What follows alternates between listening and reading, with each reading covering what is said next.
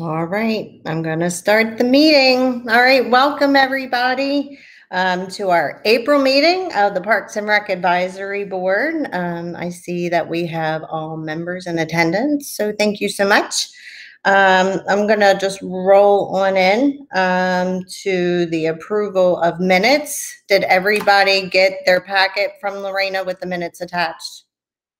Okay. Everybody get a chance to look those over ahead of time?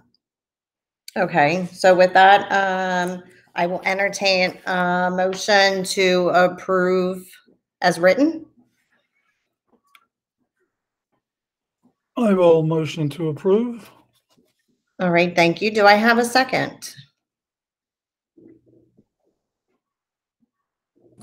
I will second that motion. Thank you, Beth. All right, with that, does anybody have any additions, changes, questions, anything like that? All right, so I know Mr. Harvey's having some issues with his camera, so maybe he can just text us and I can get his vote. But for the rest of us, everybody who approves the minutes as written, please signify with your thumbs up, please. All right. All right, and Mr. Harvey said thumbs up, so he's an approval for that. All right. Thank you for that. Okay, so now we're going to roll into, we don't have anybody from the city, no city manager. So we'll just jump in then to unfinished business. So this is a long list of things that Lorena's been busy with. So she's going to give us a very big update on everything, but, we'll go into one thing after the other, and then I'll ask if anybody has any questions, and then she can roll into the next, okay?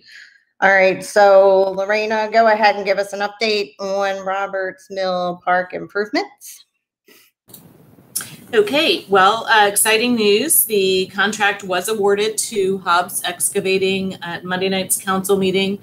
Theirs was the only bid received. There were two potential bidders, but I think that possibly the addendum with our budget limit that went out to both potential bidders, maybe that dissuaded the other bidder. Regardless, Hobbs has done a lot of work for the city. They've also done a lot of work for Mount St. Mary's for the city of Emmitsburg, and it's good quality work. And he came in with a price that was under budget, and that's very important, especially now as the price of materials is going up like crazy. So he may try to get in and try to get it done before the fishing derby, or at least get as much done as possible prior to the fishing derby.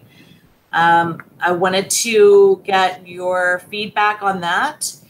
I know that with the fishing derby being structured as it will be, we're going to have cones set up anyway at certain areas of the pond. So do we just go ahead and give him authorization to start the project and see where we are, or do we hold off completely until after the fishing derby? That's the only update I have about that. So what is everybody's feedback on that? That's kind of a tough one. Obviously, I think it would be great to get things rolling as early as possible, especially with as long as we've kind of been waiting to kind of get some progress underway. But at the same point in time, with an event taking place, I think we want to reduce the risk of, potential injury or, other things that could potentially happen with some of the park undergoing, renovation. So, I mean, I think I would probably lean better safe than sorry and maybe hold off, although it would be nice to kind of get things rolling. That's my take. Yeah, and maybe he could do, and again, I'm not going to, I don't pretend to know how he's going to do his job, but maybe I can explore with him maybe the possibility of him doing the overlay portions. I know that it's a scary prospect to demo the parts of the path that need to be moved and rebuilt and not having anything there for the fishing derby.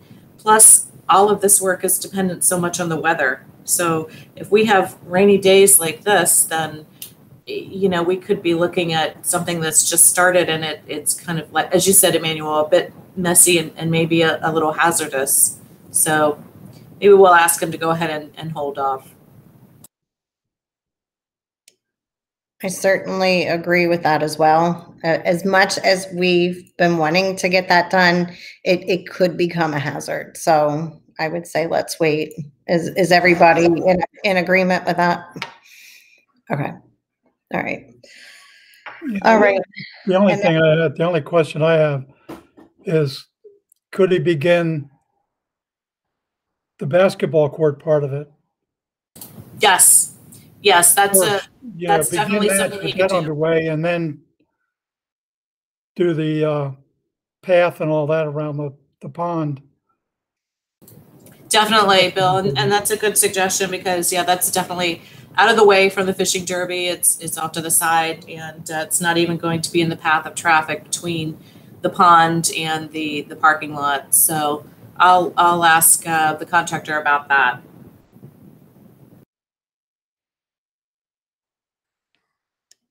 All right, thanks, Mr. Kennedy. That is a perfect suggestion. All right, do you want to go into Bollinger Park update for us, Lorena? Okie dokie. The plan, as CDM Smith revised it, was presented to the Planning Commission on March 22nd. That was just a presentation. No action was taken on it. It's just informational purposes only. Public comment was received. There were concerns, or are concerns, about privacy, which may be addressed with some plantings of evergreen trees to act as a buffer, and also possibly move the trail in a little bit more away from those adjacent property lines. The plan still needs to be sent to the county for the various agencies and bureaus there to review and comment on. We are looking at an optimistic timeline of 6 months for plan approval, RFP release, and the bid award before construction can begin. Now, grants have been applied for. The Land and Water Conservation Fund, which is funded by the National Park Service. So those are federal funds that go down to the state and then down to the applicants. The Maryland Heritage Area Authority, Heart of the Civil War Heritage Area.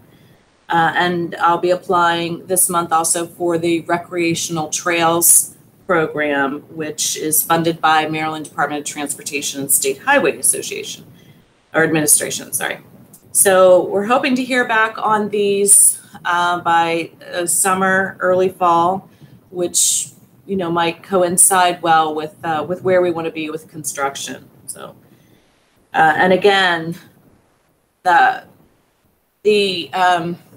envisioned path as the porous paved surface and everything is really contingent on that grant funding. If we don't receive the grant funding, I think we're going to have to go back to the drawing board on the path surface and revisit that, because it is very expensive, but beautiful. And that's the only update that I have on that. Does anyone have any questions about that?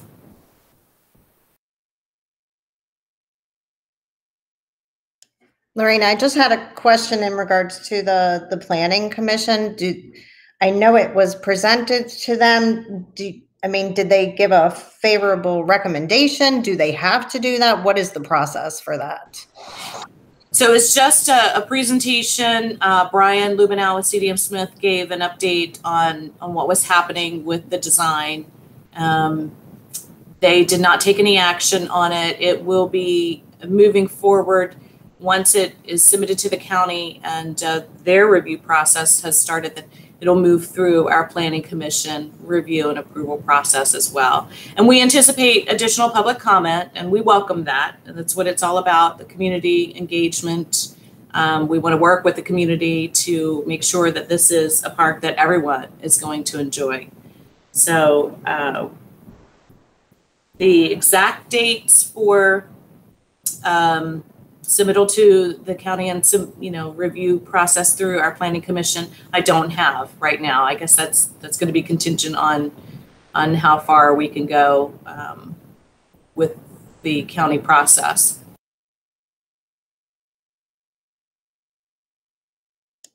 Thank you for answering that. Did anybody have any questions in regards to Bollinger? Okay. So then I guess we'll go right on to Tonytown High School Park Playground. Yes, that project is complete all the way. The rubberized surface was poured and quickly vandalized. Unfortunately, someone decided to take a walk through it. I'm sure they ruined their shoes because of the glue, but regardless, playground specialists repaired that quickly and seamlessly. You can't even tell. And we are still going to be holding a dedication ceremony there, but we're going to wait until the grass around the edges of the playground grows in, a little bit. We want that to look nice and not have that straw there. And the grant funding from the state, from Program Open Space through Maryland Department of Natural Resources, has been sent to the city. So we have $81,128 of that $143,500 project reimbursed. So that's good news as well. That one's closed out. Congratulations on that, Lorena, for making all of that happen. Excellent job, and it is getting a lot of use. Unfortunately, for it being vandalized, we hope that doesn't happen often, but I do see a lot of kids getting use out of it, and that's so exciting. So thank you for that. All right. I do want to add one note on that. Sorry about the vandalism. We are looking into putting up a pole on the to the left of the entrance to the skate park. And that would have 4 cameras on it, possibly, and 2 lights. So I think that will go a long way in deterring some future vandalism once all of that is installed. Just the lights alone, but the security cameras especially, because once we, once our officers apprehend some of the vandals, then restitution can be made, and that won't continue to come out of our coffers. That's good. On the lighting, would that be timered, or would that be like motion activated? I think that would probably be timered. I don't think we would do a motion sensor light. One light, I think we're going to focus down onto the skate park, and the other one is going to be focused down onto the parking lot and the playground area. But yeah, we're going to work out the details. We've gotten a proposal from Rodkey Electric, and we're going to move forward on that. So get that on the schedule as soon as they're able to. So that's going to happen soon. Okay. That is really exciting for that to happen. So thank you again, Lorena, for getting and for looking into that and making that happen as well. All right. So on our agenda, we have additional miscellaneous updates. Do you have anything? Oh, did you want to go through the Memorial Park? I didn't do Memorial Park. Okay. The most important thing. Yes, the parking lot. Yes. Please. The big parking lot. I'm going to be working on that RFP in early May. I've got to get through the this last grant application and get that off the books before I start working on that RFP. But I'm hoping to have it ready to release on May 14th with a bid opening maybe on June 4th, and then award at the June 14th council meeting. And then work can commence after our July 3rd Independence Day celebration. I just don't think that work can be squeezed in 2 weeks between June 15th and July 1st. Even if we had the contractor start the day after that June 14th council meeting award, that's just really pushing it. So that is going to have to wait until the celebration is over. And again, we'll just put cones and barricades up to keep people off the worst of it. And those are optimistic. It's an optimistic timeline. Obviously, that could be delayed a month. It's all going to depend on the mayor's schedule and the council agenda and such. But that's kind of a rough draft there. Also, I just wanted to make note the new construction of this parking lot is going to be, bar none. It's going to be up to state highway standards. It's going to be 6 inches thick. I mean, this is going to be as perfect a parking lot as anyone can construct, I would think. It's going to have the drainage taken care of, and all of those issues are going to be addressed. With that being said, it is going to be sturdy enough and durable enough to be able to handle loads of snow if that is where it's decided that the snow will be placed. Something that was brought to my attention is that area behind Field 5 with the gravel, if the snow were to be taken back there, then it would turn all of that gravel and that ground to complete mush because of the salt composition in the snow, obviously, just eating right into that unsealed stone. It would become rather messy back there. So just something to consider.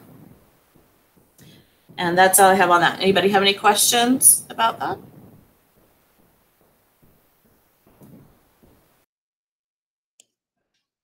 I don't think so. No, I just thank you for pointing that out. Obviously, that was my main concern with the snow, but we know that it's going to be constructed levelly and hopefully will not fall apart after some snowstorms. So thank you for looking into that, and Public Works for helping with that too. So so we know that it's going to be protected for years. So thank you. All right, so now let me jump into additional miscellaneous updates. So I had in my notes to cover the security cameras, but we already covered that with THS Park. I just wanted to let everybody know that mowing season has started. So with the weather being as dodgy as it is, it's hard for the mowing contractor to get through all of our parks and all of our city properties expediently, but they're trying, and they'll have to catch up. So sometimes the grass might look a little bit longer than perhaps we think it should, but they're doing their best to get started on the mowing season and keep up with it. So, and that's all I have for miscellaneous updates. All righty. So let's do an update then on upcoming events for 2021. So a lot going on. Something that was added since the last time I sent the event spreadsheet out to you is that FSK Athletic Boosters is going to be holding a bull and oyster roast event on May 22nd from 6 to 10 p.m. at Memorial Park. And that special event permit was approved in Monday night's council meeting. So they are moving forward with that. We are working on coordinating the Memorial Day ceremony and parade. The ceremony is going to be held at 10 a.m. at the War Memorial. We are lining up some speakers. So far, I've got, of course, the mayor and Senator Reedy will be present, and some others are still checking their schedules. The Legion will have someone there to speak, of course, and we're going to place a wreath, which has already been ordered from the flower shop, local florist. And Daryl, as he mentioned just before the meeting, is graciously coordinating or facilitating coordination with the bugler and a gun. Did you say a gun salute, Daryl? It'll be really nice, yeah. So the parade is going to be starting at the American Legion at 1 o'clock. It's going to proceed down Grand to East Baltimore Street, and then it's going to end at the Tonytown Shopping Center. It's reversed from previous year's plans because at 1 o'clock the Legion is not open, so that parking lot's going to be completely empty, and it'll be a good starting point. And plus there's more parking and more space down at the Tonytown shopping center. So for disbursement and, you know, people picking up parade participants and things like that, there'll be a little bit more room down there. And I'm anticipating right now the route to last about 30, 45 minutes, but we'll see depending on the number of participants. Waiting to hear back from Greg Wantz on the Westminster Municipal Band's participation. They've got a meeting this coming Monday, so hopefully I'll hear some good news on Tuesday. We're working with the Legion, of course, on their participation, and hoping to have, of course, some veterans in that parade. I've sent emails out to the Tonytown Athletic Association leagues and members and various other entities, and I put a general call out on Facebook. I think some of you saw that, so that's getting some responses, so that's good. So hopefully it's going to be a really nice day, and let's just hope that the weather cooperates with us. Does anybody have any questions for Lorena regarding the parade? Okay. All right. Wait, I think Bill is trying to get his microphone. Sorry. Hi, Bill. Yeah, button on this thing is very difficult for me to maneuver. Anyway, Lorena, have you been in contact with the Francis Scott Key Music Department for the band? I have not. I was hoping that the Westminster Municipal Band, since Westminster is not having their parade this year, would be able to help us out this year. The last I heard was that the school bands are not able to really get together and practice in person due to the pandemic still. Oh. I'm not quite sure even what kind of programs they're able to have in school these days. I don't know. Beth, I mean, as a teacher, have you seen anything going on, you know, with the elementary school? Our kiddos are practicing separate from each other, kind of like virtually, so I doubt that their band is doing much right now. Just a thought. Hopefully next year, you know, things will be back to whatever normal is going to be. Thank you, Bill, for that. No, that's a good, yeah, that was a good idea, because obviously we would think of that, but yeah, my son's a music teacher, so I understand what he's going through, so he can't have kids together trying to practice, so I get it. All right, so here we go. It's the big review of the Easter egg hunt. So throwing that to Lorena. Before she starts, though, I want to thank every single one of you. Everybody stepped up, did wonderful, volunteered, and I can't thank you enough for all your help. I greatly appreciate it. Well, yeah, I think we all did a great job. I want to second that thanks. And I want to thank you, Kelly, for going to Party City and getting the balloons with me on Friday, and for going through every single one of the 1,440 eggs to make sure that they all had a candy or a toy inside. And they did.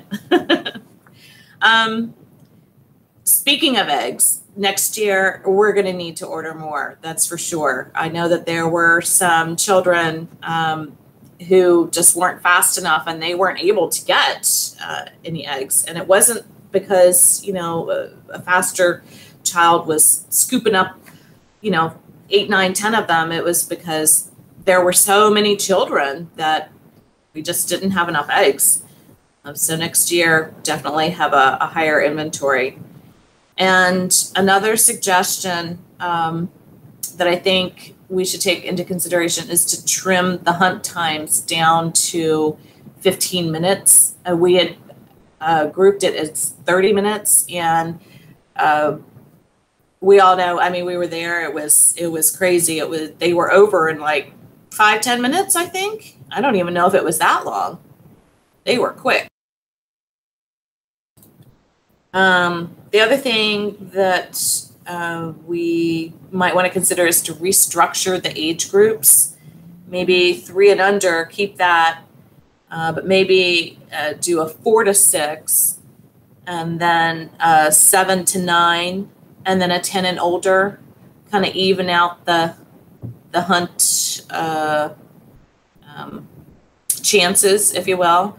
It seemed like with the 4 to 8 that some of the 8-year-olds were just a little bit quicker on the draw than the 4-year-olds. So what are your thoughts on that? What's everybody else's take on the day? Yeah, I'll share some thoughts here. I think you kind of identified a lot of the potential opportunities for improvement with, restructuring some of the age groups, trimming down the time frames, and then maybe including some transitional time periods. I think that once everything kind of got rolling, there was just so much excitement and a lot going on that, the people that were in attendance were kind of all over the place. And then we were kind of trying to react to them and try to keep things moving. And before you know it, we did all 3 hunts within the time frame of the 30 minutes that was allotted for one. So just kind of working on that schedule a bit. In addition to that, just kind of more structure and communication in terms of our expectations of participants. So one comment I noticed was for the younger kids especially was that there was a lot of parents in the hunt, and they were actually doing a lot of the egg scooping themselves rather than letting the small children. And obviously that's a little bit more understandable if you have like 1-year-olds or 2-year-olds even. But I did notice there was a lot of parents in the mix as well. But overall, I think that it was, great, fantastic turnout, tons of families, tons of kids, and that's what you look for in these events, trying to get people into the parks and seeing our park system and, sharing that with them. I think the Easter Bunny was a huge success. People love lining up, taking pictures with that. So I say, we try to learn from the opportunities to improve, hit it hard next year and hope we get the same crowd and then, really bring them in. And if there's anything that we can do to look to try to keep them in the parks a little bit as well. So whether that's, music on site or food truck or something of that nature. I know we were a little limited this year due to COVID. But, anything we could do to kind of bolster that up a little bit and keep those families in the park for maybe an hour or so after the event kicks off, to really enjoy and see what we do would be great. I think those are great ideas. Oh, sorry. Go ahead, Bill. That's right. I kind of agree with Emmanuel about the compression of the time frame, because you and I were together when parents came up for the older group and we'd already run them and they were done because the previous groups were all finished and everybody was just milling around and it was kind of getting a little hairy. So we ran the older group, and then a couple of parents came up saying, "Hey, we brought our kids up for the thing," and unfortunately we were done. But if we could get a little extra entertainment for like after the hunts are finished, a little entertainment of some sort, and like Manuel said, a food truck or something, or even the Lions Club with their hot dog cart, whatever, something to keep people there and keep them entertained and occupied for a little bit. Be great. Otherwise, I thought it was an amazing event. I was surprised at the number of people that were actually there and pleasantly surprised. So congratulations to everybody involved. Thank you. Yeah, and just to chime in real quick again, I thought it was a super fun day, really fun event. I really enjoyed participating and being able to volunteer and everything. So that was a great experience there. And then obviously also the sound system. You know, we had a little bit of issue with the microphone and the speaker. And I think those technical difficulties also kind of added to some of the confusion that our guests were having at that time. So I would say if we have the opportunity to potentially invest in a more reliable sound system, you know, that we know is going to be projecting the sound we want, and then also working the day of an event, I think would be really beneficial.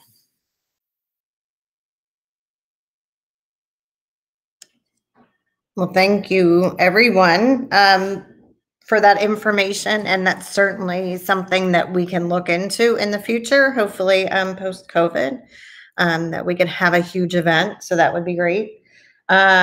The only thing I was thinking of course, maybe try to up corporate sponsors so we could buy just the plastic eggs and buy our own candy, again, post-COVID, and that would save us some money too, that we could use for whatever. But otherwise, I heard it was a fantastic day, and I understand, Beth, you've got some ties to the Easter Bunny, so I want to, if you could let the Easter Bunny know that we appreciate the time and effort of coming to Tonytown to say hi to our residents. So I appreciate it.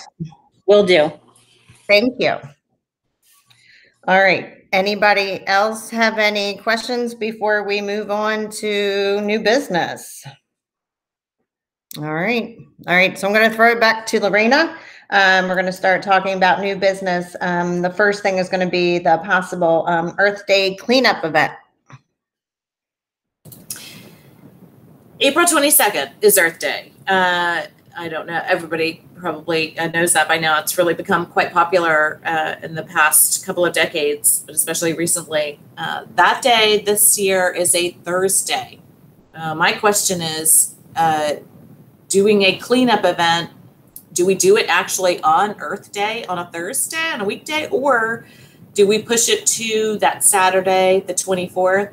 This would just be a simple event where we ask participants to bring their own gloves. We would provide trash bags. I would need volunteers in each of the developed parks, and just to hand out the trash bags and just monitor and go from there. This would be a great opportunity for service hours, of course, and those volunteers that would be on site to manage would have the authority to, as a representative from the board, to sign off on any volunteer service verification sheet. So does anyone have any ideas on that, or any comment Thursday versus Saturday?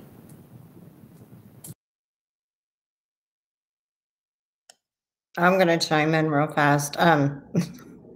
Thursday I have to work. So, I mean, for most people, and unfortunately, yeah, Saturday would be good. What time? I mean, if we did a Saturday, are you looking at a 9 a.m. to 12, or? Do we have soccer and baseball schedules factored in? We do have them, and they are generally, I know that baseball is in the morning, I believe. I'd have to double check that. And as far as soccer is concerned, they do have games on the weekends, but I don't think I have the exact times. But that's something that I could definitely reach out to them on and find out. Because obviously, yeah, we don't want to have everybody running around on the fields trying to pick up trash while, games are in progress or practices. So that's definitely something we could look at. Or do we go with an afternoon, like a 1 to 3 cleanup? Because generally the practices and the games are in the mornings. Plus, if people want to sleep in on a Saturday, I mean, that might be more appealing to them if it's a 1 to 3 type of thing. And the weather might be a little bit warmer in the afternoon. What do you think? Yeah, that was going to be my suggestion, was either doing something later on the Saturday or even possibly the Sunday, just because like you said, there's so many people that are involved in those activities on Saturday, and let's face it, sometimes they create some mess, and then you could come in behind it to help clean that up, whether it would be, you know, after they're done Saturday, or even like I said on the Sunday. You know, if people have a hectic Saturday, they might not have, you know, want to be involved all day with stuff. So like maybe, you know, coming back on the Sunday, they, you know, might be more willing to come out and help. That's a good idea.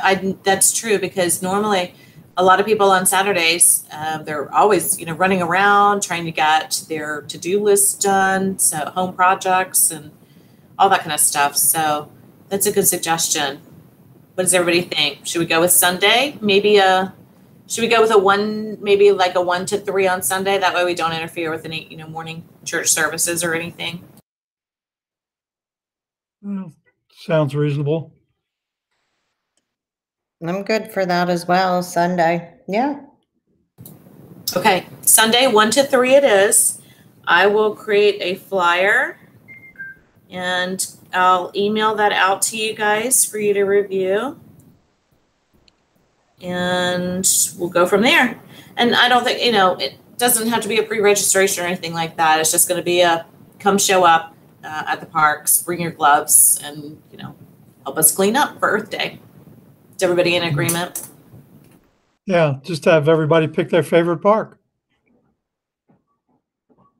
Yeah, I think that sounds great. I unfortunately on a 1 to 3 that Sunday will have other obligations, but I would love to participate. So maybe I'll go out on the actual Earth Day and kind of share some pictures with the group and things of that nature. But I always think as well, just encouraging documentation and photos taken when we do those events is a great way to capture and share some of the things that we're doing. So I would encourage anyone who participates to document and capture that so we can share it on socials and things of that nature.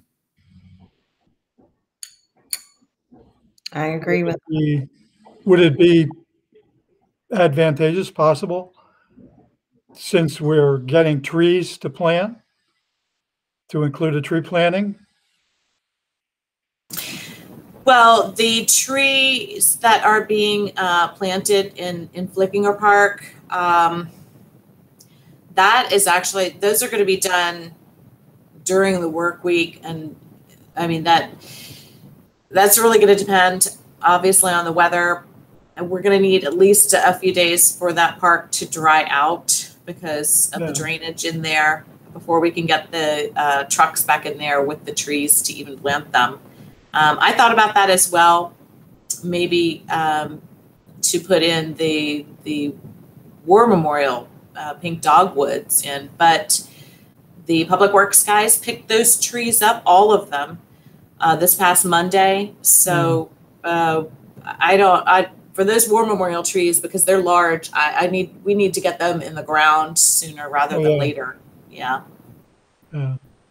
Well, again, just an idea, just a thought. Yeah, and I'll go, when I email you guys with the flyer, I'm going to ask for, I guess, whomever can volunteer to pick a park to be the lead at that park, since we're going to be doing this simultaneously. So I guess you all can draw straws for your favorite park, except for Emmanuel. Yeah, I mean, I guess we could send a separate email as far as, you know, who's available, what we may need to do. I mean, we can even ask the community if they want to, you know, be leaders in the park as well, if we can't fill it in. Because I know that people who use our park appreciate it and love it. So I'm hoping that they would jump in too for a couple hours to help. So we could throw something out on social media as well to see how many people we can get to help out. But yeah, put me down for that time. I'm good.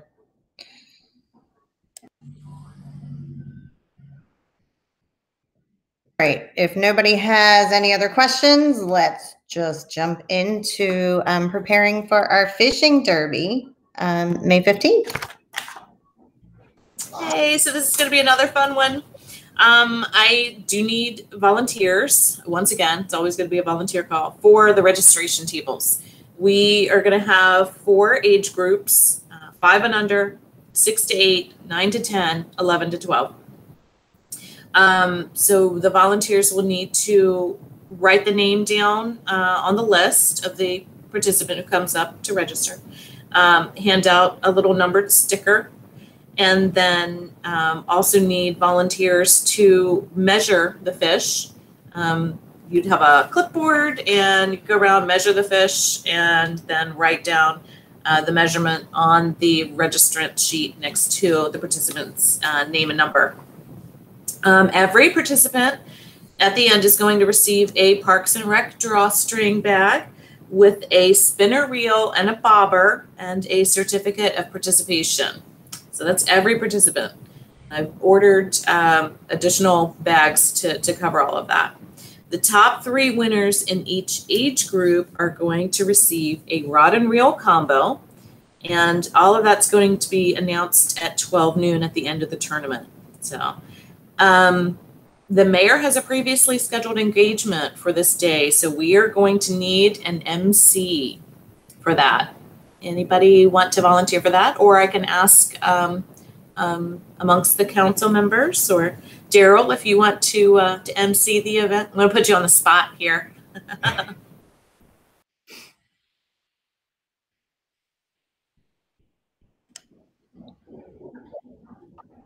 Yeah, that's mine, sure.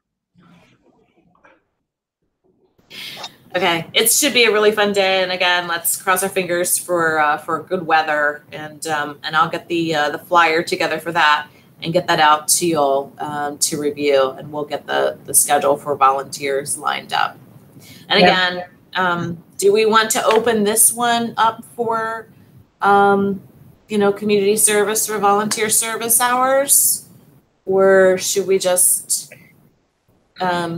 keep that to like Parks and Rec Advisory Board and city staff volunteers and mayor or council members? What are your thoughts on that? I would like to chime in. Sorry. When it comes to like cleaning up the parks, I mean, obviously that's a great way to get community service hours. So I would like to use that for that. When it comes to the fishing derby, sometimes, I mean, it can run itself pretty good. We only need like probably 2 people at the registration table, and I can be one of those people. I used to do it for years. So I don't mind helping with that. But I would like to see, and I don't know if you could extend, ask the police department to maybe come out and assist, and really get to talk to the kids and all of that. So have more of a community, just for the city to kind of come in and be a part of it. So if there's any council members that would like to measure fish, and that's something I will not do, not measuring fish. But if somebody would like to, if any members would like to do that, that would be very helpful, as well as, having the police on hand just to kind of, have them talk to the kids or whatever. I love that idea. That's great. Community engagement. Yeah. With our police officers. So I'll reach out to the chief and see what officers we can sign up for that. I just had a quick question. When you were going through the age groups, it's going to be like a 12 and under event. Is that right? The highest age group went up to 12. That's what apparently we've done in the past. Kelly, is that your recollection as well? Okay. Were you thinking, Emmanuel, to maybe go a little bit older? Well, I just know that I have a 13-year-old that's going to be bummed, but I mean, I don't know. Maybe he could come help in some way, because he does have a little brother that would be participating that day. Well, do we open it up to up to 14? What do you think? 14's a good age. I mean, no, there's nothing saying that we have to keep it to 12 as we've done in the past. Yeah, right. I mean, once kids get to be 16 and older, they have to have a fishing license, but from 15 and under, they don't. So like, I would say, what if you did like 15 and under, because you could do a 13 to 15 category, and that would be, you know, they're still considered minors in the fishing world. Like, they don't have to get a fishing license yet. We could do that. Do we group it, say, 5 and under, 6 to 8, 9 to 11, and then 12 to 15? I think that could work. I think you could also do an 11 to 15 or a 13 to 15 if you still want to keep your 9 to 12 age range. But I agree. I think kind of opening it up to some more teens would definitely be beneficial for, you know, drawing in some of those older kids who might want to participate but miss that 12 age range. Sounds like a plan. Yeah, we'll do that.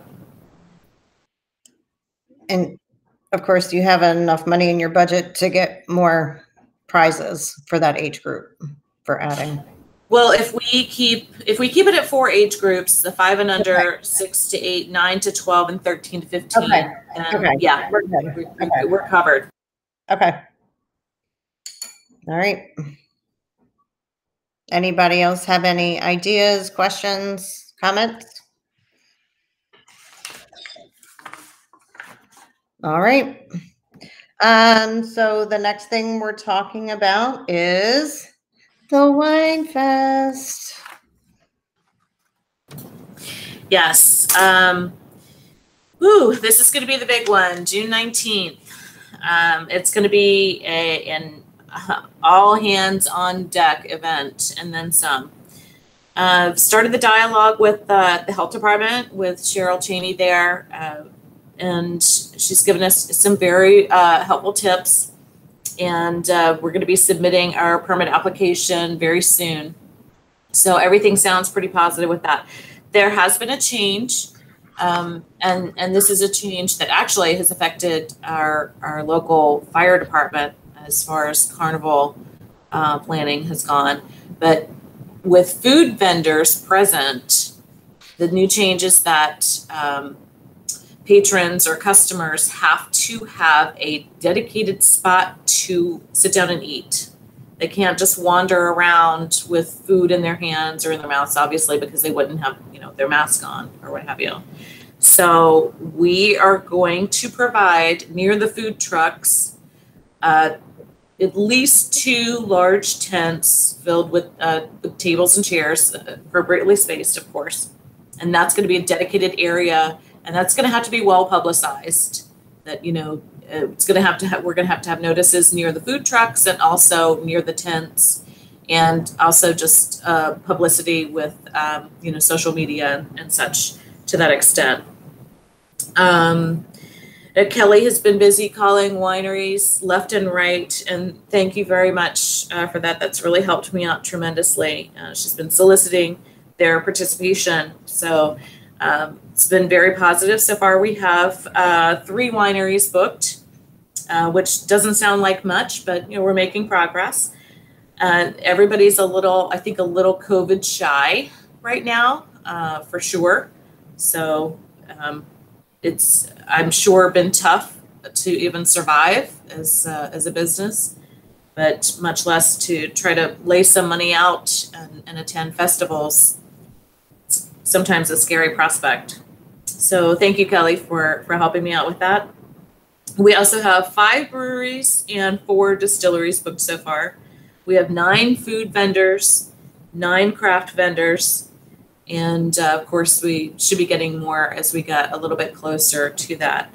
I'm going to look into advertising the event as well and putting a general call out for craft vendors. There are a couple of publications that circulate widely in the areas that have affordable advertising, so we can take a look at that and see what we get back from that. I'm going to be ordering the wristbands and the wine glasses soon.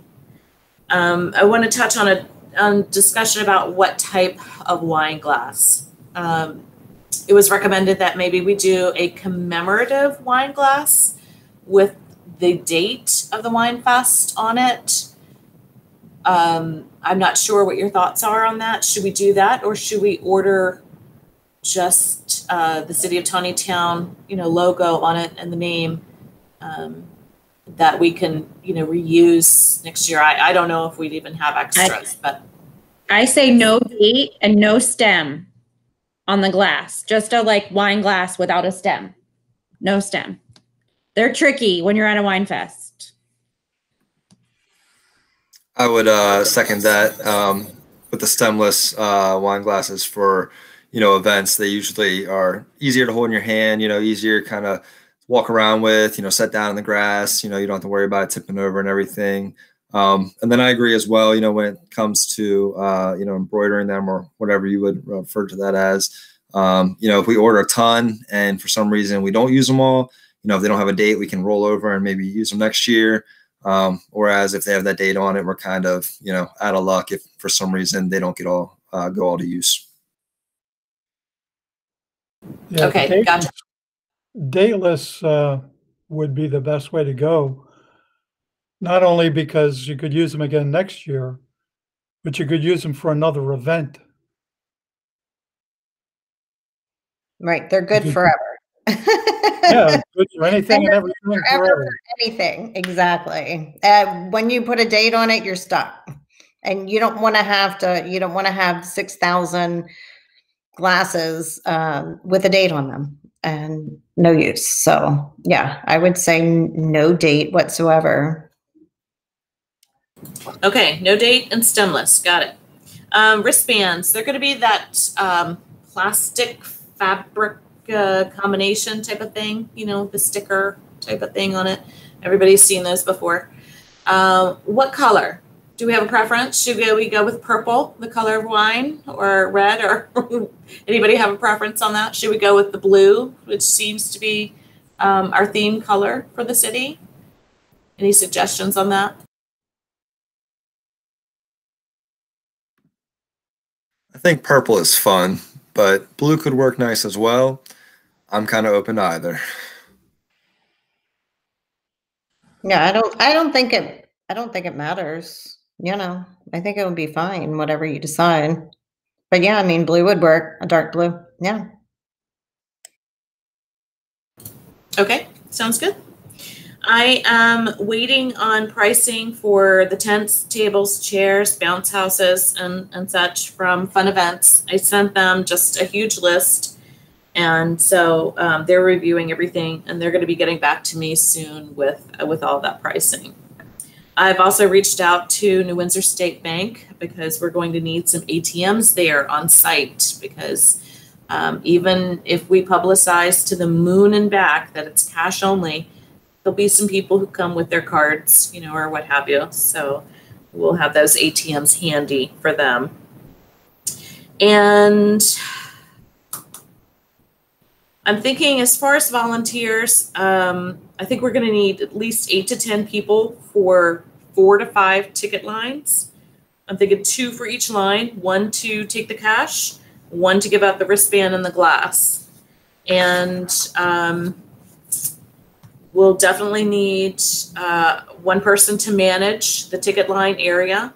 I think at least 2 people to be the beverage vendor liaisons, and 2 craft vendor, food vendor liaisons. The police department is going to graciously loan us 6 of their walkie-talkie radios to use, so we'll be able to communicate with each other. So the exact staffing and volunteer schedule we can get into later. This may be something where I think in the past, the gentlemen from Silver Oak were solicited for volunteer help. Does anyone recall that? I do believe that's correct. Yeah, I think that is correct with any event that was held in the city. So I don't know if they can help, but I know they were very helpful during events. I can't remember what the organization was. One of the separate organizations ran the entrance for previous years.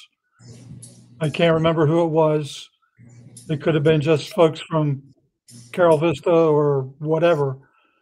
But it was a separate group that volunteered to handle that part of the entrance. They collected the money, they handed out the wristbands.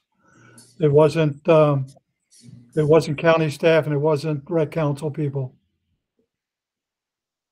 Right. Interesting. Yeah, right. I was going to say, I mean, in the past, I mean, Rec and Parks didn't have the event. So I'm not sure who was brought in to like handle that. So I don't even know. So we're kind of blind in that. But I mean, you could definitely reach out to Silver Oak too, because they would be good to maybe talk to, you know, the food vendors, all the other vendors that we have too, the liaisons, and giving out glasses as well, you know, whatever, you know, I think they would be a great help during the event. Well, if somebody has contact with Nancy, she could probably tell you who was doing that. Yeah, I can reach out to her. I'll do that, and then I'll reach out to the gentleman at Silver Oak and see if they can even do anything this year. You know, they may have restrictions still in place, so we'll see.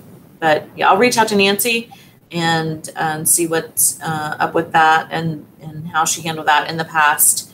I know that she worked very well with her events committee, so I can reach out to a couple of those volunteers as well to, you know, kind of tap those resources. We'll go from there. Have you given any thought to having tickets online prior to the event? We don't have the capacity for that. We don't. Okay. Yeah, we can't take credit cards for that. So unfortunately, that's why it's a cash only event.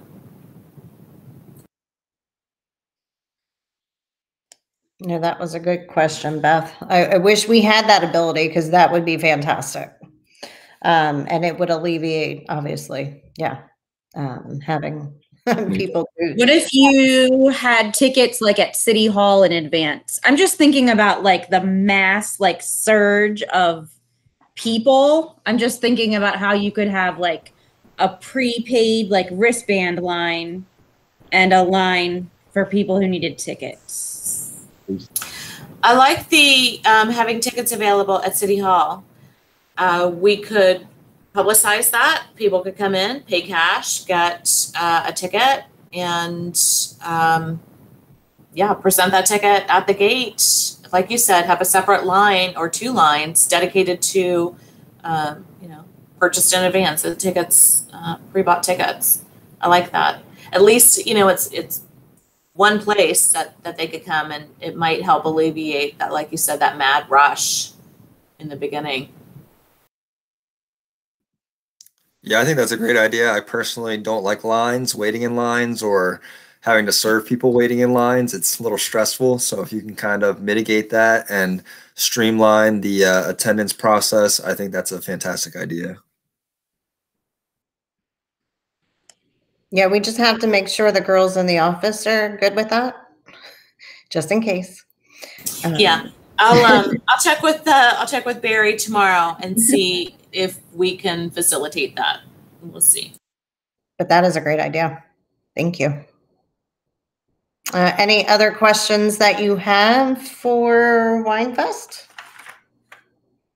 Going. Okay. All right, so we're going to jump in then to discussion of Memorial Park expansion. And there was an attachment in the email that everybody should have received as well. Lorena, perfect. Thank you. All right, Lorena. Alrighty, so this is primarily just going to be, you know, discussion of what everybody's thoughts are about what they saw in that concept layout. Again, nothing really has been started on this other than this concept layout. I know that there were previous designs when Aero Engineering was on the job, but when CDM Smith took over, some alternate concept layouts came out of a track. And then, of course, stormwater. We've always got to have stormwater. What are everybody's thoughts on that? And, of course, lighting back there as well. I know the demand is such for more fields. And I know baseball is trying to find additional fields elsewhere. The demand for those is great, but we need another multi-purpose turf field for sure. I mean, poor field hockey, they don't even have a home. We need to give them a home for sure. And that could also be useful for lacrosse, who is using football's facilities this spring, the football field and the practice field, just because the demand for our multi-purpose fields is just so great. So with that, I'm going to turn it over to you all and get your feedback. Yeah, I thought the original plan back a while had 2 all-purpose fields, multi-purpose fields, as opposed to the one with the track surrounding. It just had 2 fields. I could not find that. Baseball referenced that they had thought that there was a plan with 2 baseball fields back there and a multi-purpose field. I don't know. Well, I saw several different drawings along the way. The baseball field, the size of the field makes a big difference.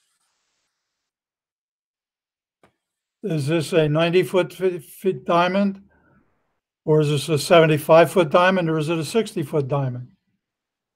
It looks like a 90, Bill, just judging by the size against the multi-purpose field and the track. Yeah, I don't know that. I don't know that another 90-foot diamond is necessary, since we have the one existing. So depending on what the needs are of the baseball program, you might be able to maneuver two smaller fields in that space.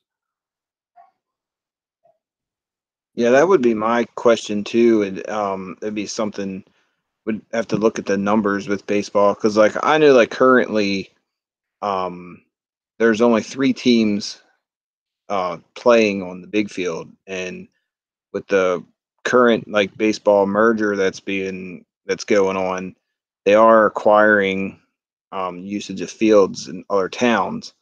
So that would be my question too. I mean, at one time our baseball program, you know, there was a lot more teams, and there was definitely you know, the use for, or maybe the need for, a bigger field like that. But I've been actually kind of questioning that myself. Like, would we really need another 90-foot diamond in Tonytown?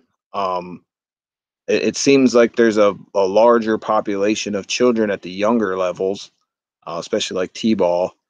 And so I know they've been working to get you know, extra T-ball space. Like I think that's already, you know, being worked on in the park. But yeah, I mean, I think that's something that we need to consider. The multi-purpose field, that's a no-brainer. Like, you have to have a multi-purpose field. Like, for, you know, just like, you know, there used to be the issue with field hockey playing on the baseball field and all that stuff. Like, you know, getting a multi-purpose field. Now I don't know what like soccer's, you know, struggles are as far as field use, but obviously a multi-purpose field, soccer can be played. So like with what Bill's saying, as far as maybe like 2 multi-purpose fields versus any baseball field at all, like I think it's something that we would have to look into, based on, you know, the baseball numbers are declining because there's so many sports that play spring that, you know, compete with baseball. You know, I'm not saying that, like, you know, a small field might not be the answer. You know, like I said, there are definitely more teams at the younger levels, but I would definitely question a 90-foot diamond. If we did put in a 90-foot diamond, it would definitely have to be a multi-purpose 90-foot diamond. You'd have to be able to play the other levels on it as well. Like, it shouldn't just be solely for 90 foot. Well, what if we take out, I mean, yeah, I agree. Maybe we reduce that ball field size, or if we can squeeze 2 T-ball fields in. That's, you know, conversations that we would need to have with baseball. But what if we take that bike track out? Then we can put, you know, we can definitely fit, I would think, another multi-purpose turf field on there. If we line them up properly, that bike track takes up quite a bit of room there. Yeah, Yeah, Lorraine.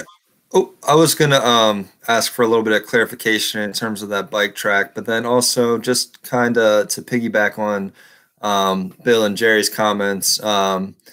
It's kind of a question of whether what we need as a town in terms of space, and then what we want to be known for, or what we want Memorial Park to be known for. So if we want Memorial Park to be kind of known for its baseball and the baseball fields, then hey, adding a brand new, 90-foot field that hopefully would be kind of, the most up to date, that's a great choice. But if we have a higher need to provide field space for, these other field games, including soccer, field hockey, I was mentioned, lacrosse, football, then I think it'd be, potentially more beneficial to consider an additional multi-purpose field. And then, like I said, I was asking for a little bit of clarification as to what that bike track would consist of, the intention, and, would it be a dirt track, or if you could fill us in a little bit about that. Honestly, I don't have many details about that. My familiarization with this plan is about at the level of yours, other than what research I was able to discuss with Jim as far as the history of this. So this is basically, again, it's just a concept layout. It's still basically a blank slate for us to decide, yes, what we need, what the city needs, and what we can fit into the space that we have allotted for this expansion. We definitely need more parking. And I think that's also a given. People are parking on grass all over Memorial Park, and we need to provide some more parking. But the multi-purpose turf fields, there's just such a high demand. And like I said, field hockey needs a home. They, went from playing on a baseball field, kind of as, for lack of a better phrase, a stepchild, to just even going out of the city and playing at Bark Hills.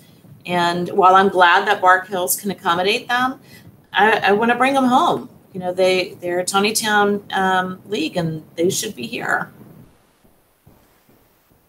Yeah, I wanted to piggyback off of what Emmanuel said too, as far as like with like he said, as far as what do we need for our own, like, town's rec purposes versus like what we could possibly do with those fields. As like the baseball league for a few years now have been running some pretty big tournaments that draw a lot of people into our town. The guy that runs those tournaments, Frank LeClaire, I know pretty well. He's always looking for 90-foot diamonds. They're the hardest ones to come by. So, taking it in that direction, where like if we did put in the 90-foot diamond, obviously I would say it has to accommodate for the smaller fields, but another 90-foot diamond would give Tonytown 2 guaranteed fields that would be used for those tournaments. And every field that Frank can use, I mean, he brings in about 6 teams worth of kids and parents, every weekend for those fields. So And I know that, we've been doing 3 weekends a year with that. So, just as far as like bringing, revenue and stuff into, for the, not only the baseball league, but for the town itself, like with the people coming in and using the restaurants and everything else. But I think that it could also go for other sports. Like I think if some of the other sports had, um, more fields to use, then maybe we could have soccer tournaments in Tonytown or lacrosse tournaments or what, just field hockey tournaments, just whatever the different sports, like whatever we could accommodate with, with the fields that we have.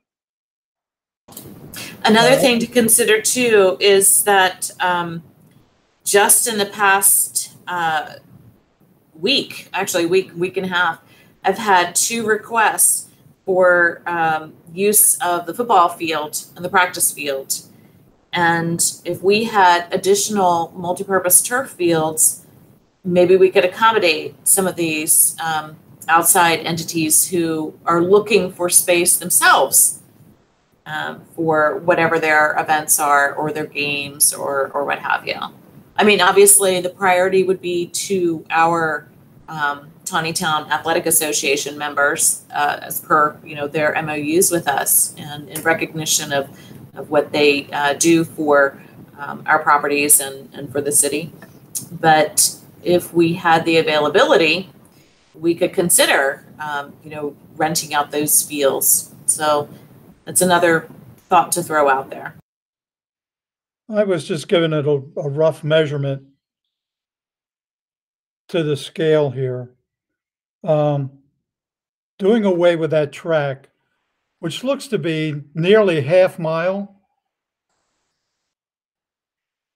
would it free up enough space for the 90-foot diamond and 2 multi-purpose fields. And listed here is a turf field. Are you meaning artificial? That I do not know. Everybody knows how expensive those are. I don't know if that would be feasible for us. My son is an athletic director in Michigan. To put in a turf field, artificial field, cost less than 25% more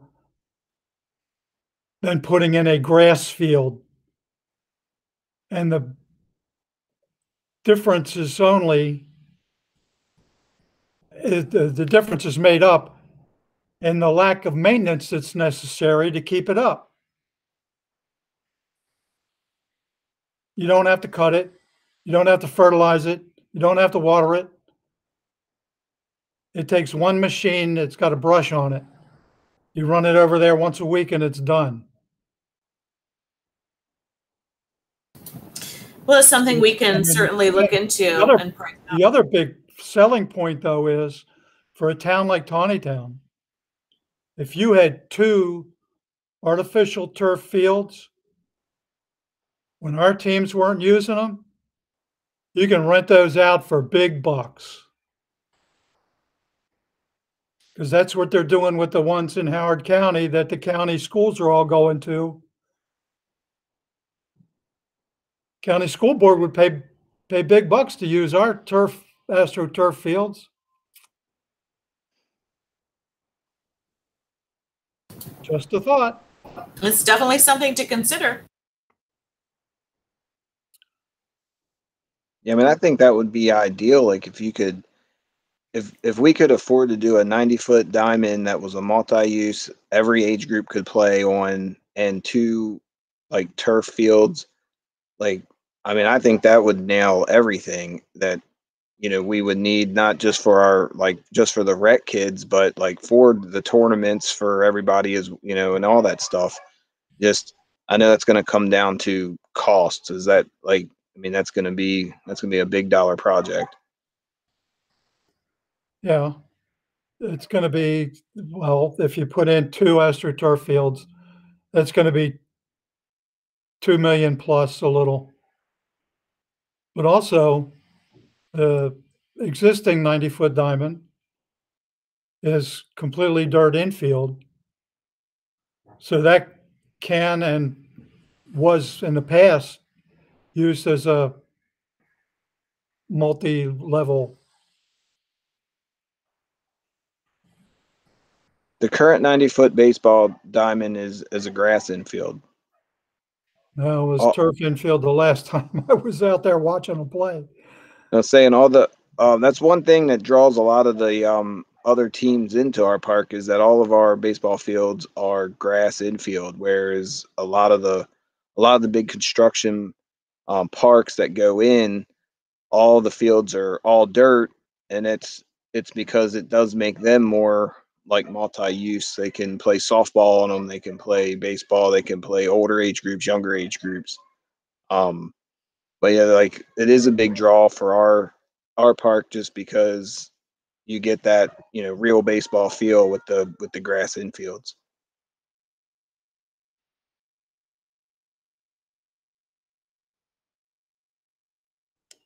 I mean, obviously, it's something we'll have to look, you know, deeper into, of course, for cost reasons as well. Because I'm sure Lorena has 2 million right in her pocket. So, I mean, that is something that we definitely have to, you know, really think about, but also, you know, think about our athletic association, think about how we're going to get the best use. I mean, look, this expansion should have happened 15 years ago, and it didn't.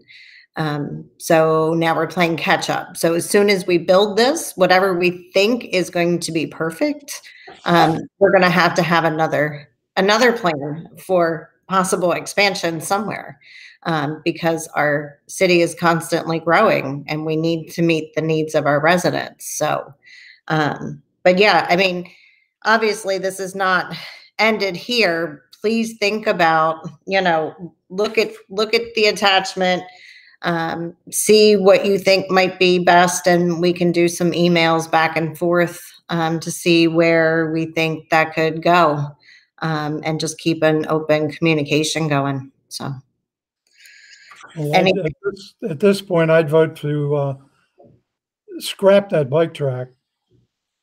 Yeah, and I agree. and realign and include 2 fields, whether they're artificial or not. Right.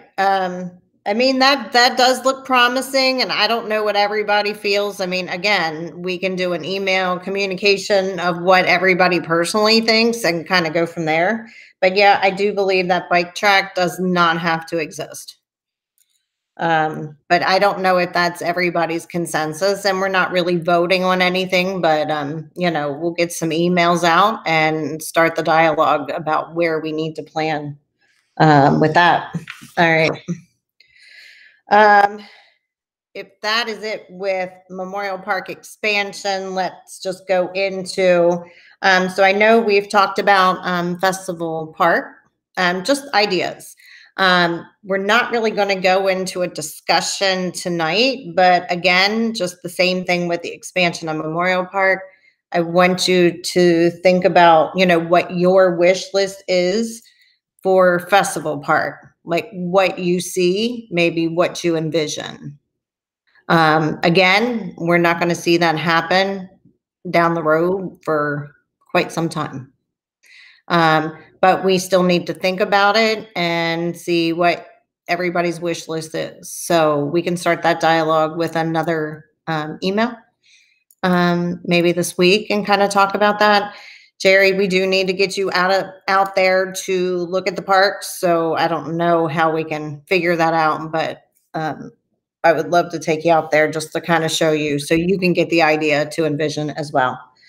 I haven't been there either. I would love to see it. You didn't go? No, I haven't been there either. I think that was like right before I came on board. All right, road trip. All right, we're doing we're doing a road trip. And anybody else, I guess we can plan something like that. I mean, obviously your schedules are super busy, so however we can try to accommodate, or you know, I can try to make myself available or whatever one evening. I don't always, unless Lorena wants to jump right in there, but I know you're a busy gal yourself. So whatever. We'll work it out, and I want you guys to see it so you can envision and we can start planning. So something to think about then, Memorial Park and Festival Park. And I'll get with Jerry and Beth hopefully soon, and we'll figure this out. All right, the next new item of new business. Dun, dun, dun, dun. It is TAA participation. So I did ask Lorena to go ahead and put this on our agenda.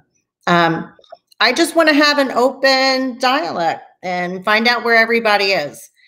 I know at our last meeting last month, it was sad to see the participation level.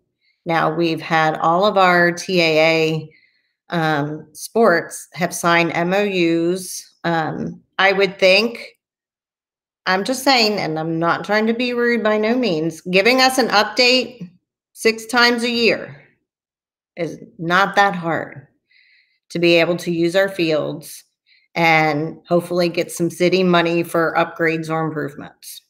I'm throwing it out there. But I'm concerned, obviously, for the participation. There are some sports I have not seen for quite some time. And there needs to be, and I know, trust me, I know. I had 3 boys that went through lots of sports. When you're in the season, you're super busy and crazy. You could bring, another representative, or if you're in season and super crazy, it wouldn't hurt to just drop an email to Lorena to be like, hey, can you share that with the board? But I was concerned with our participation. So I don't know. I mean, do we feel like we need to have it in the MOU that they attend so many meetings per year in order to have, I don't want to take field usage away from anybody, but I also need participation from them. And we need to see their faces and see what's going on and how we can help. So I'm going to leave this. I'm going to open it up for discussion, and you tell me how you feel.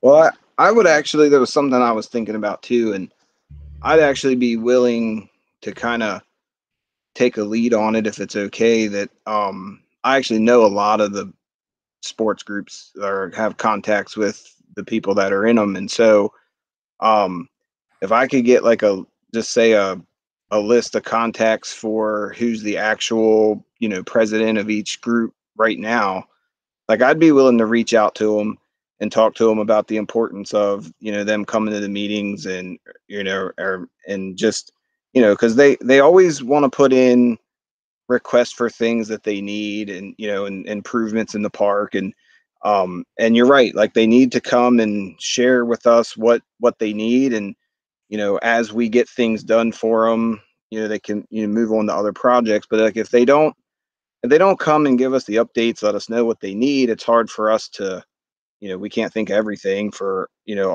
every different sport and so like I said, I would be willing to, just kind of start with, just having conversation, with each one and saying, we're trying to do a lot of things here. We've got, good people in place. We need you to come tell us what you need, give us feedback, so that we can help make the fields better for, all the different sports and just start there and see what kind of participation we can get.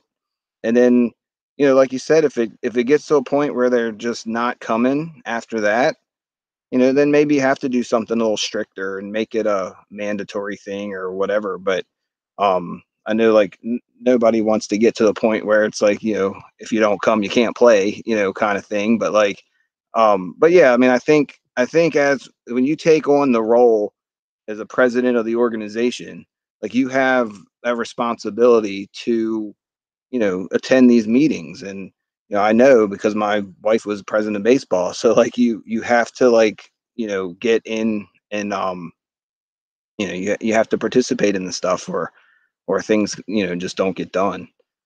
But like I said, if somebody has, I don't know if you guys have a list of all the current like league presidents, an email, phone number, whatever, like I'd be willing to start reaching out to them and seeing what we can do.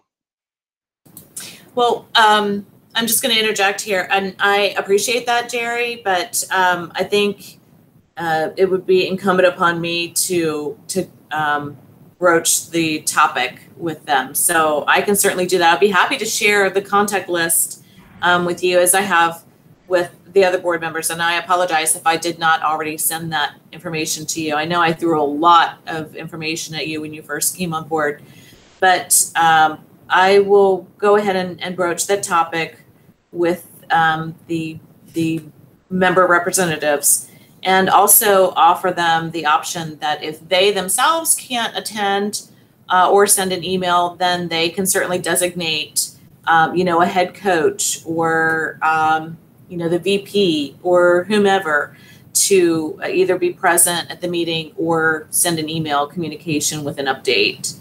But you're definitely right, Jerry, in that, and everyone else is right as well, that we've got to have the communication, because while we try to think of as many things as possible to anticipate the needs of our sports organizations, we're not in the trenches with them, and we can't anticipate everything. So it's vital to have that communication line open.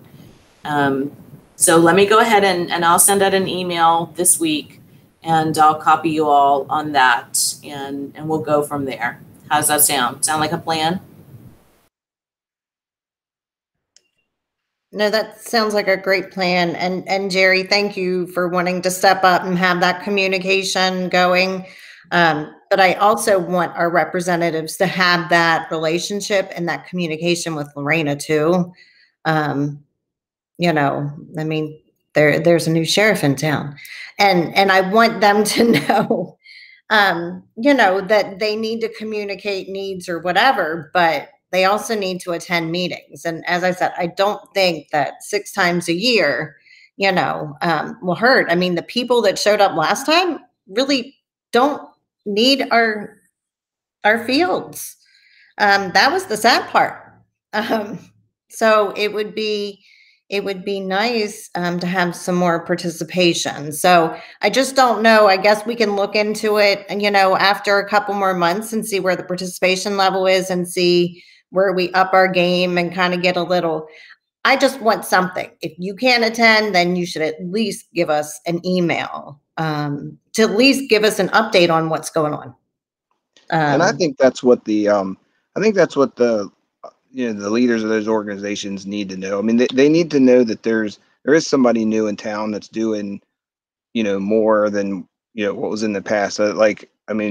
Just from being around sports, like a lot of them have had a sour taste for TAA and what's been accomplished in the past. And so, they get to the point where what's the point in me going, because nothing's going to get done. So just hearing, they need to be told that from somebody that they're going to, maybe, listen to. And like I said, if, it starts with Lorena, she could reach out to them directly. Like I said, if you need any help with that or help, I'm definitely more than willing to reach out to the people, especially the ones that, I know personally, and back you and get, and say, look, she is going to do something, like, it's not a waste of time. You need to come, and, we'll get some stuff done. I appreciate that, Jerry. And I think that you reaching out on an informal level, since you have that relationship with them already, would certainly help. Absolutely. Open up that another dialogue avenue. Yeah,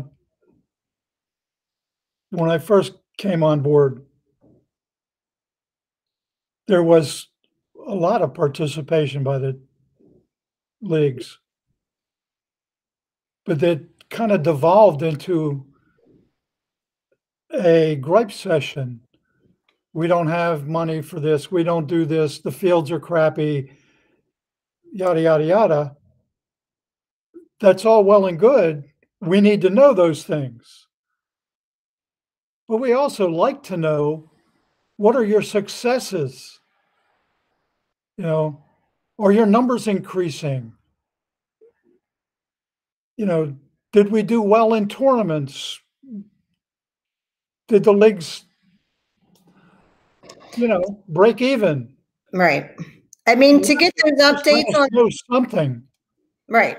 to get those updates on participation really helps us plan for the future of what we need our fields for. And yes, it did. It always turned into a gripe session, but there was a halt in getting things accomplished too. So they did have room to gripe. So kind of need to, right. And I get what you're saying, Bill. I get what you're saying. So, you know, we want to smooth things over, but we also want to let them know there are rules into place, and we all have to play nice, and we're trying to work together to make good things happen. And because it helps not only our sports teams out, but it helps our kids that are using these fields out. So that's what I was hoping to accomplish. I just, you know, it was sad to me that we didn't have that many participants, and it's virtual, so you could jump on wherever. So I'm hoping we just take note of that in the near future and then go accordingly, if that's good with everybody. Yeah, and just a quick comment, you know, from, I guess, a slightly different perspective.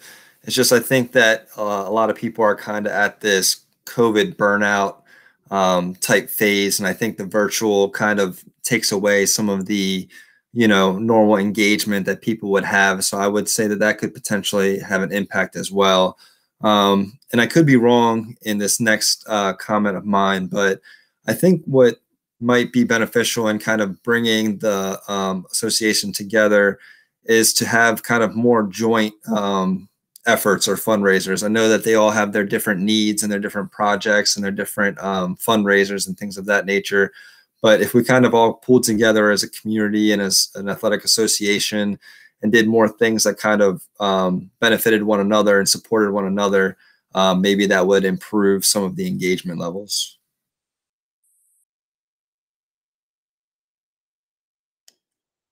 Right. I mean, that is a good suggestion, but when that happens, does that make us become a rec council again? You know, I don't know. I'm throwing it out there. That's what I've seen happen. And I think we got away from that because it did get complicated. But I do like your suggestion. So I don't know. That's something that, I mean, if everybody was in to doing and somehow work that out, I guess we could try. But I appreciate everybody's comments. Does anybody else want to add anything on our TAA? All right. All right. So with that, I'm moving in to reports.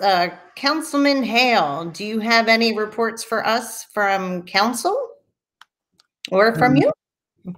Just the big thanks for all the things that are being done and the communication. And Mr. Hobbs, I appreciate you reaching out. I think that Lorena will get you that list rather quickly. And if you know someone, by all means, use the force. But again, appreciate it all. And it's getting late, so I'll chime off. Go ahead. All right. Do we have any comments from board members, discussions? Just a thank you again to Lorena for my birthday cakes. That's actually from all of us, Bill. Yeah. Yeah, Kelly gave me the cash and the instructions because you were very outspoken about your request last month. So, and so tonight being your actual birthday, you know, how could we fail? Yes. So happy birthday, Bill. Thank you all. Thank you for spending it with us. We are so happy that you decided that we were important enough, you know, to jump in and share your birthday with you. So happy birthday. So happy birthday. Also, all right, so no public comments tonight. So our next meeting date is scheduled for May 12th, 6:30. I guess it'll be determined if we're doing virtual, in person, because that will be with our TAA. So we'll figure that out as we go. And if nobody else has anything, I will take a motion to adjourn. Can I just ask a clarifying question? Sure. TAA is at 6? Oh. No, 6:30. Yeah, 6:30. it will be 6:30, right? Okay, 6:30 on the dot for TAA, and then we'll roll into our meeting. Yes, and next month I'll try to make the agenda shorter. I know we had a lot to cover this evening for sure. It was a lot of stuff, and we will have a lot of stuff to share, but hopefully not as much. It's been busy, and thank you, Lorena, for being a busy bee. All right, so with that, I will seek a motion to adjourn. So moved. Do I have a second? I will second that motion. Thank you, Mr. Harvey. So all in favor of adjourning, please put your thumb up. All right. And I know Mr. Harvey will tell us that I know he wants to leave. So with that, I will motion to adjourn. You guys have a great evening. We will see you next month. Bye. Good night.